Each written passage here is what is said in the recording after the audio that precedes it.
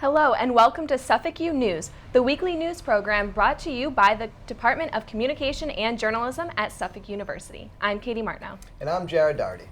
Today we'll take a look at what is being done to get city kids on the ice, and we'll have an update on the latest on Suffolk University's battle with its new president. But first, let's send it outside our studio to Shauna Newcomb for an update on today's weather. Shauna? Thanks, Katie. Right now I'm outside the studio on Tremont Street, and it's pretty yucky out here. It's raining, it's cold. Is this what we could expect for the weekend? Find out next on SU News.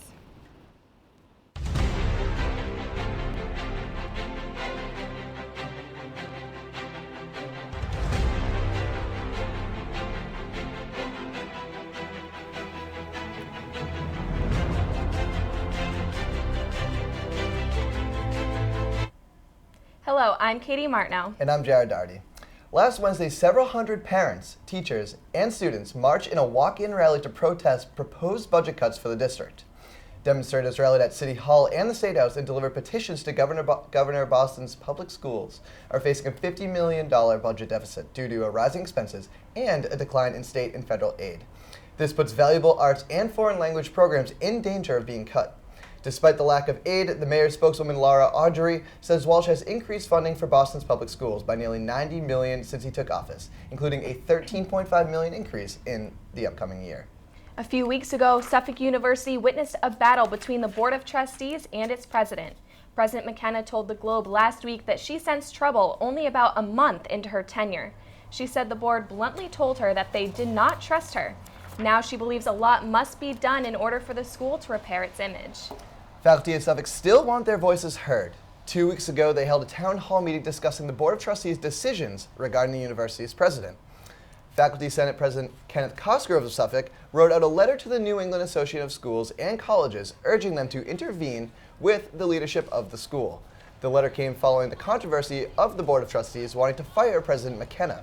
The Suffolk community as a whole continued to be very troubled by how the matter arose based on public media reports. During the controversy, the trustees have taken to the Boston Herald and the Boston Globe, calling the president abrasive in terms of her behavior during her term. The letter to the New England Association of Schools and Colleges from Suffolk University lists requests from the school asking the organization to oversee the hire of the replacement trustees and the university going forward. The letter asks for, quote, a continued, close, and direct oversight by NEASC regarding the governance policies of the universities. Chair of Board of Trustees Andrew Mayer will leave the university May 1st, and the university will need to fill 10 additional vacancies in the Board of Trustees. Some students in the 150 Tremont dorm got an unexpected surprise from above last week as their rooms suddenly filled with water. Pipes in the dorms burst after Boston faced below freezing cold temperatures. Due to heavy flooding, multiple underclassmen rooms fell victim to severe damages. They had to move into emergency dorms in different residence halls while the rooms are being repaired indefinitely. The students are still unsure if and when they'll be able to move back in. While only a portion of their belongings were ruined, this was a huge inconvenience for students. The dorm was not the only place on campus to experience surprise floods. Classes were canceled due to similar issues in Donahue and 73 Tremont. An MBTA track maintenance employee racked 2,600 overtime hours in less than a year.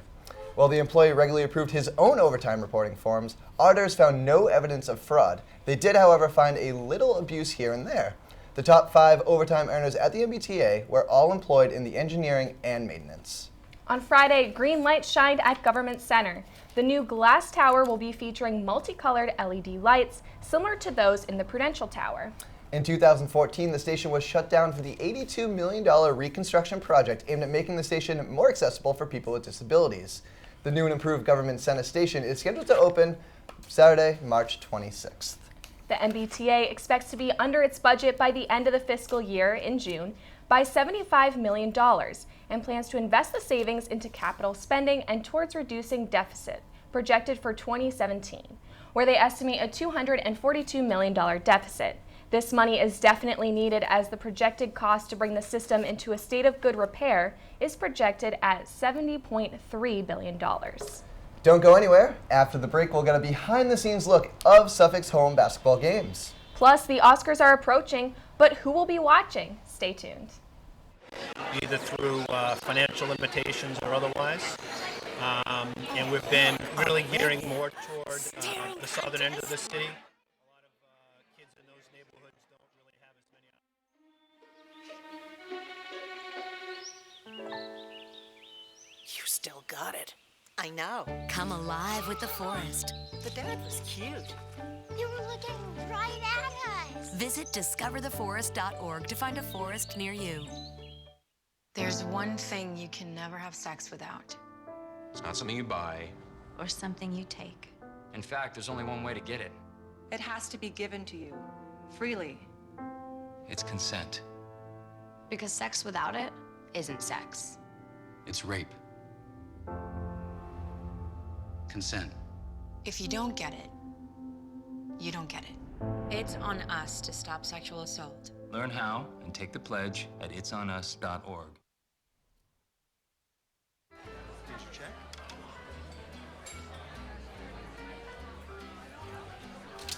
Oh, you got it. You know, since I got rid of my car, I really enjoy walking. Okay. God, no. Getting pulled over for buzz driving could cost you around $10,000 in fines, legal fees, and increased insurance rates. Oh, you're home early. You live with your mom? That'll set your game back a few years. Buzzed, busted, and broke. Because buzz driving is drunk driving. Welcome back. I'm Jared Daugherty. And I'm Katie Martineau. Inner city kids from Boston's neighborhoods are getting the opportunity to play youth hockey, all because of a couple nonprofit programs. opportunities to play.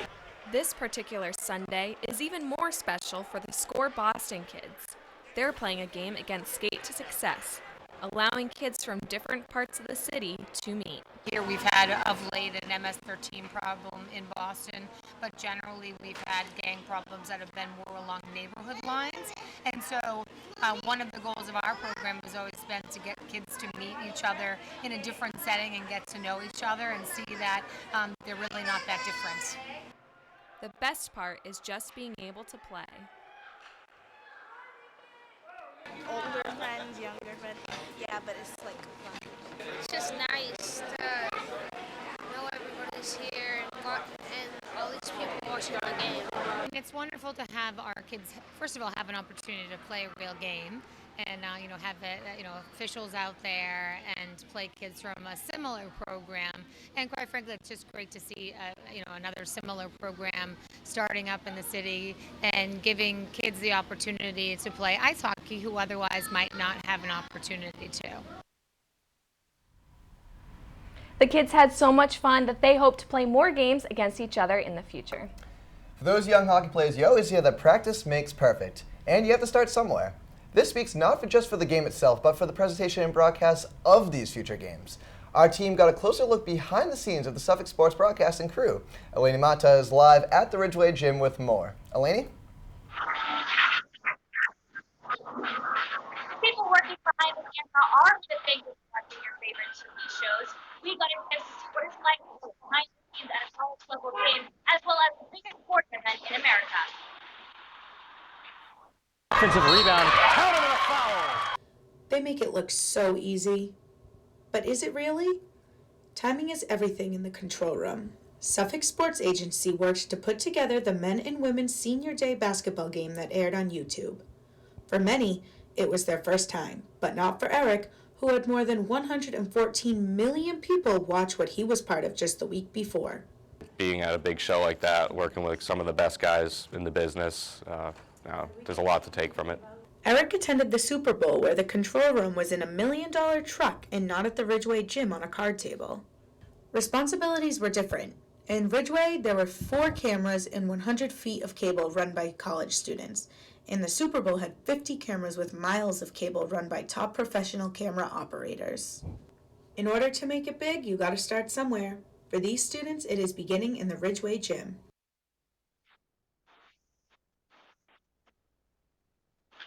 Without them, we wouldn't be able to watch our favorite TV shows weekly, just like this one. I'm Eleni Mata, SU News. Thank you, Eleni. When we return, we'll have a look at this week's weather. And one popular award show is stirring up controversy. Find out what people are saying after the break.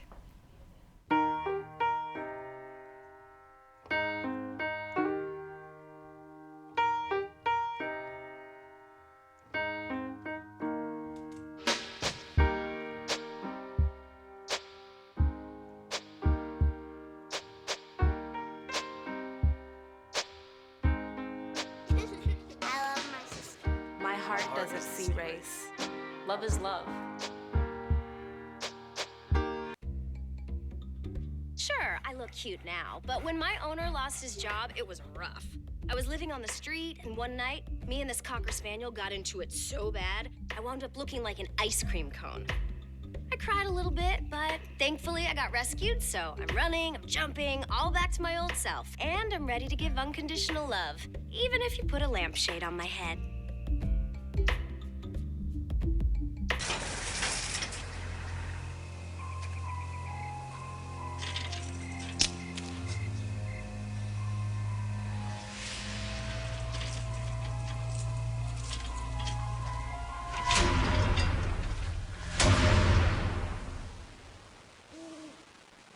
If you don't fix them, sparks from dragging tow chains could cause a wildfire, and that could be scary. Smokey. Only you can prevent wildfires. Welcome back. I'm Jared Doherty. And I'm Katie Martineau. It looks like the rain has lightened up a little bit out there. Yeah, when I was on my way in, it was drizzling. It was a pretty gloomy day at best to start out, but maybe this week we'll get some of those spontaneous 50-degree weather. Shauna, what do you think is going to happen with that? The weekend is looking good, but right now let's take a look at the nation's forecast. So over here in Billings, Montana, we're experiencing 46-degree weather. Usually it's the opposite, negative 46 degrees. As we make our way down south, San Antonio is also having some unique weather, only at 67. Usually they're a bit higher. As we make our way over to the east coast, we pass through New Orleans, which is still under tornado warning effects. Let's look over here. You know what? Let's not look at Florida in their beautiful 84-degree weather, so we'll all just be jealous. Let's just move up to the northeast. Our region of the area over to the western part of the state, the blue coloring here is below freezing temperatures. As we make our way closer to the coastline, we're just hitting freezing marks. So what's in store for the weekend? Well, right now it is raining outside, if you can't tell from my hair. Pretty crappy weather out there. Thursday, it's going to be very windy. So, I guess there's not going to be any rain. We have that to look forward to. Lows of 36 degrees, and not much is going to change into Friday. Although there is going to be a low of 23 degrees, but Saturday and Sunday are looking pretty good. Break out your sunglasses for Sunday. Spring break is just around the corner. Hopefully we'll be expecting some very good weather. Back to you, Jared and Katie. Thank you, Sean. I'll definitely be looking forward to a more sunny weekend. Hopefully good luck to you and your hair when the sun comes out. This Sunday, they roll out the most famous red carpet in the world for the 88th Academy Awards. The awards will be hosted by comedian Chris Rock. As the nominees were revealed last month, many were outraged by the lack of diversity leading to the social media hashtag #OscarsSoWhite. SU News reporter Michaela Pyers looks at whether the public will stray away from the award show or will they tune in this Sunday. Weeks ago, Beyonce dropped her quote-unquote racially controversial music video. Presidential candidate Donald Trump rubbed many the wrong way with his remarks on Hispanic immigrants. With the issue of race on everyone's mind, the Oscars have also entered the line of fire. Out of 121 nominees for this year's awards, only one is African American, which has prompted many actors into boycotting the show altogether. Hey, Chris. I will not be at the Academy. Now let's rewind to 2002. Halle Berry wins Best Actress, making her the first black woman to do so. 13 award shows later, Miss Berry still holds that crown. With that disparity, will people be inclined to watch this year's awards, or will many flip the dial this upcoming Sunday? I feel like a little bit of both, probably. I feel like there are a lot of people who are going to watch now just to see if anyone will do something. Like there will be a big, if they were to look away, it's probably because they're angry that there's only one nominee. But if more people are watching it, it's only because they're interested in finding out why. Obviously, it might rub some people the wrong way, but I guess it really comes down to how they view the other. I think it probably depends. To be honest with you, I guess if general was like the election type of stuff, so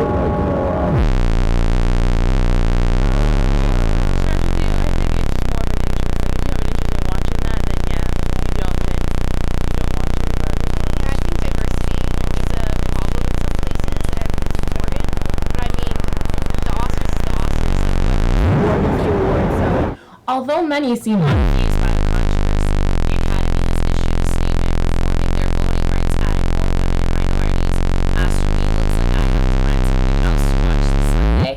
SU News, I'm Michaela Pyers.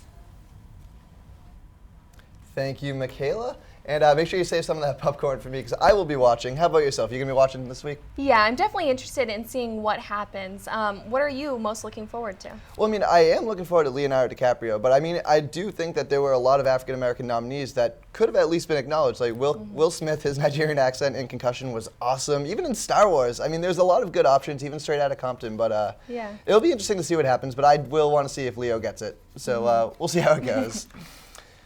Don't you wish you could skip over years of schooling and become a doctor right away? Well, for one, that became a reality. A teenager from West Palm, Florida masqueraded himself as a doctor opening his own clinic. Malachi Love Robinson was charged after he allegedly performed a physical on an undercover agent. This isn't the teen's first run-in with the law. He was caught roaming around a Florida hospital last year pretending to be a doctor. His mother has informed police that her son has a mental illness but refuses to take his medication. A Framingham teacher is being charged with armed robbery and assault and battery after entering a UMass Amherst dorm to sell marijuana to a student. The encounter escalated into an assault. The robber attacked and injured a student in the forehead, striking him with the butt of a gun. The altercation prompted a campus-wide shelter-in-place order. The suspect, who is not a UMass student, is currently being held without bail. Don't go anywhere. After the break, Suffolk's winter sports wrap up their seasons.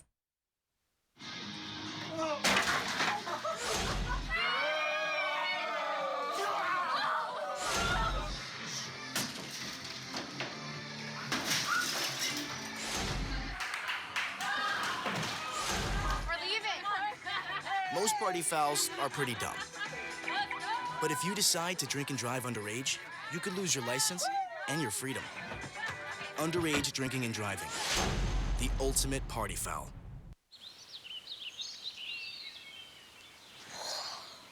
Oh, look, a redhead. Staring contest.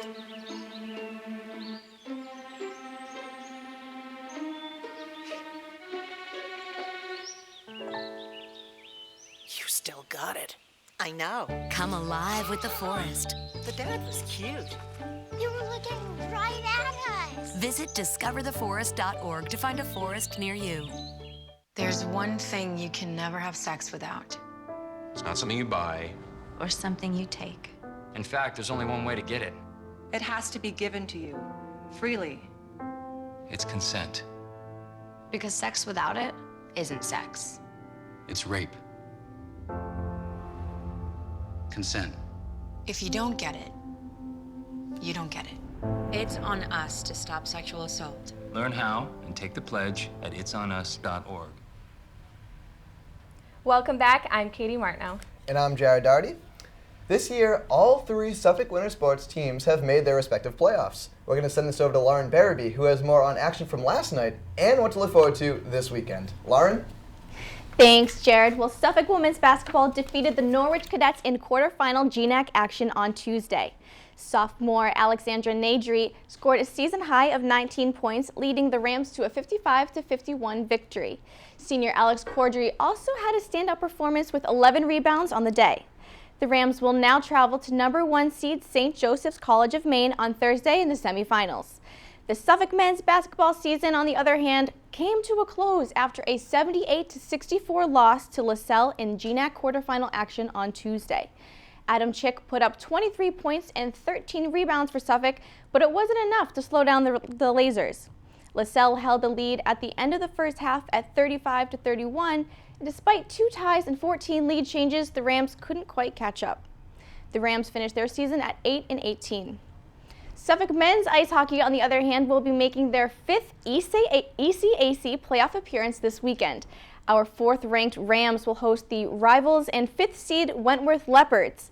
These two teams split games in their previous matchups this season, and the Rams will be out for redemption after a loss to Wentworth on Senior Day.